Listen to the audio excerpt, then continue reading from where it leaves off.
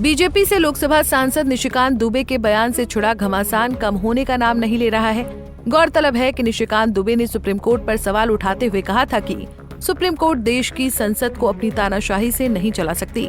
दुबे यहीं पर नहीं रुके थे। आगे वक्फ संशोधन एक्ट पर मीडिया के सवालों का जवाब देते हुए उन्होंने सुप्रीम कोर्ट और चीफ जस्टिस ऑफ इंडिया को लेकर एक बड़ा ही विवादास्पद बयान दिया था, जिसमें कहा था कि देश भर में गृह युद्ध के लिए अगर कोई जिम्मेदार है तो वो देश की सर्वोच्च अदालत और सीजेआई ही है। दुबे की टिप्पणी के बदले में सुप्रीम कोर्ट की तरफ से उन्हें आपराधिक अवमानना का केस गिफ्ट किया गया है। बीजेपी ने भी उनसे किनारा कर लिया है। लेकिन इस वीडियो के लिए आप निशिकांत दुबे की तरफ से सुप्रीम कोर्ट के लिए इस्तेमाल किए गए तानाशाही शब्द को पकड़ कर रखिएगा, क्योंकि शायद इसी तानाशाही के चक्कर में सुप्रीम कोर्ट के पूर्व चीफ जस्टिस अब बुरी तरह से घिरते नजर आ रहे हैं। पटना हाई कोर्ट के पूर्व जस्टिस राकेश कुमार ने राष्ट्रपति द्रौपदी मुर्मू को एक खत लिखा है, जिसमें पूर्व सीजेआई डीवाई चंद्रचूड़ के खिलाफ सीबीआई जांच करवाने की मांग की गई है। एक तरफ जहां देश भर में सुप्रीम कोर्ट, राष्ट्रपति और संसद के बीच भारी टकराव चल रहा है, तो वहीं इन्हीं राष्ट्रपति द्रौपदी मुर्मू के पास पूर्व सीजेआई डीवाई चंद्रचूड़ के खिलाफ शिकायती पत्र का पहुंचना अपने आप में एक गंभीर मुद्दा बन जाता है। तो आज आपको इस वीडियो में उस मामले के बारे में बताएंगे जिसको लेकर पूर्व सीजेआई डीवाई चंद्रचूड़ के खिलाफ सीबीआई जांच की मांग की गई है और आज के वक्त में इस देश का संपूर्ण सिस्टम किस तरह से वर्क कर रहा है। आशा है कि वीडियो के आखिर तक आपको इस बात से भी निजात मिल जाएगी। आपको कहीं न कहीं निशिकांत दुबे ने सुप्रीम कोर्ट को लेकर जो तानाशाही शब्द का इस्तेमाल किया है उसका भी मतलब समझाने में मदद मिलेगी। दरअसल मामला इंडियन जर्नलिस्ट तिस्ता सीतलवाड़ से जुड़ा है। जब तिस्ता सीतलवाड़ की जमानत याचिका जिला अदालत और हाई कोर्ट से खारिज कर दी गई थी, तब ये मामला सुप्रीम कोर्ट पहुंचा था। सुप्रीम कोर्ट ने एक दिन में 2 बार पीठ का गठन करके तिस्ता सीतलवाड़ को जमानत देने का काम किया था। शिकायतकर्ता पटना हाई कोर्ट के सेवानिवृत्त जज राकेश कुमार का आरोप है कि कथित तौर पर पूर्व सीजेआई डीवाई चंद्रचूड़ ने इस मामले को सुनवाई के लिए सूचीबद्ध करने में अति सक्रियता दिखाई थी। हालांकि जानकारी के लिए बता दें कि किसी भी मामले को कब और किस पीठ के समक्ष सुनवाई पर लगाया जाएगा, ये तय करने का अधिकार चीफ जस्टिस को ही होता है। Chief justice master of roster होता है और किसी भी मामले की सुनवाई की अर्जेंसी को देखते हुए वो पीठ गठित करते हैं और कई बार अवकाश वाले दिन भी अर्जेंट मामलों की सुनवाई हुई है। जस्टिस राकेश कुमार ने 8 नवंबर 2024 को राष्ट्रपति को शिकायती पत्र भेजा था, जबकि जस्टिस चंद्रचूड़ सीजेआई के पद से 10 नवंबर 2024 को सेवानिवृत्त हुए थे।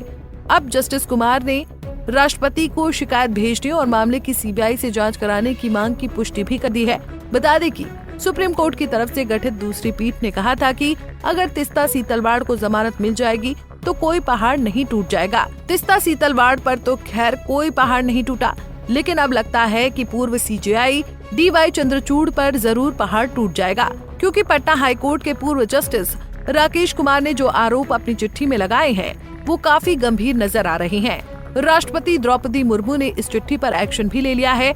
पूर्व सीजेआई डीवाई चंद्रचूड़ पर लगे इन आरोपों की चिट्ठी को राष्ट्रपति ने मंजूरी भी दे दी है।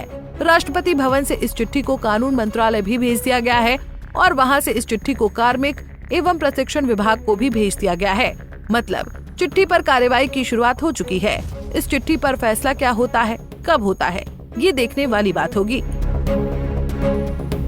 लेकिन हम यहाँ पर अब आपको तिस्ता सीतलवाड़ से जुड़ा वो विवाद भी बताते हैं जिसकी वजह से पूर्व सीजेआई डीवाई चंद्रचूड़ अब घेरे में आ रहे हैं। दरअसल जिस दिन तिस्ता सीतलवाड़ को जमानत दी गई थी उस दिन डीवाई चंद्रचूड़ छुट्टी पर थे और कोर्ट की गर्मियों की छुट्टी भी चल रही थी। लेकिन जैसे ही तिस्ता सीतलवाड़ के वकील इस केस को लेकर सुप्रीम कोर्ट पहुंचते हैं, ये केस फौरन ही लिस्ट कर दिया जाता है और तुरंत ही सुनवाई भी शुरू कर दी जाती है। शाम को तकरीबन 6:30 बजे अदालत कार्रवाई करती है। 2 जजों की पीठ बनाई जाती है, लेकिन इन दोनों जजों की जमानत देने पर सहमति नहीं बनती। तिस्ता सीतलवाड़ को अंतरिम जमानत देने को लेकर इन दोनों जजों के विचार अलग अलग होते हैं। तब फौरन ही एक दूसरी पीठ का भी गठन किया जाता है, माने एक बड़ी पीठ का गठन किया जाता है और वो पीठ तिस्ता सीतलवाड़ को जमानत दे देती है। रात के 10 बजे तिस्ता सीतलवाड़ को अंतरिम जमानत दी जाती है और कहा जाता है कि अगर तिस्ता सीतलवाड़ को जमानत दे दी जाती है तो कोई आसमान नहीं टूट पड़ेगा। अब यहाँ पर आप ये भी समझ लीजिए कि तीस्ता सीतलवाड़ को जमानत देने का ये मामला इतना गंभीर क्यों था। इसके लिए आपको तीस्ता सीतलवाड़ पर लगे आरोपों को समझना होगा। तीस्ता सीतलवाड़ पर गोधरा दंगों के सबूतों से छेड़छाड़ करने के अति गंभीर आरोप हैं। गोधरा कांड में प्रधानमंत्री नरेंद्र मोदी और अधिकारियों की साजिश बताने के भी आरोप हैं। तीस्ता सीतलवाड़ पर गोधरा दंगों में पीड़ितों के लिए जो धन जुटाया गया था उसको गबन करने के भी आरोप लगे हैं। कई लोगों से फर्जी एफिडेविट लेने की भी बात सामने आई थी, लेकिन अदालत के लिए शायद ये आरोप गंभीर नहीं थे। तीस्ता सीतलवाड़ को जमानत मिले या न मिले, ये मामला ज्यादा चिंतनीय था और तीस्ता सीतलवाड़ को जमानत दे दी जाती है। हाईकोर्ट के फैसले को पलट दिया जाता है। बस इसी कारण पटना हाईकोर्ट के पूर्व जस्टिस राकेश कुमार ने देश की महामहिम राष्ट्रपति द्रौपदी मुर्मू को एक चिट्ठी लिखकर पूर्व सीजीआई डीवाई चंद्रचूड़ के खिलाफ सीबीआई जांच की मांग की है। मतलब एक नजरिए से विधायिका और न्यायपालिका के बीच विवाद बढ़ता ही जा रहा है। Bureau report, Punjab Kesari TV. हमसे जुड़े रहने के लिए हमारे YouTube चैनल को सब्सक्राइब करें और नई वीडियो की नोटिफिकेशन के लिए बेल आइकॉन को दबाएं।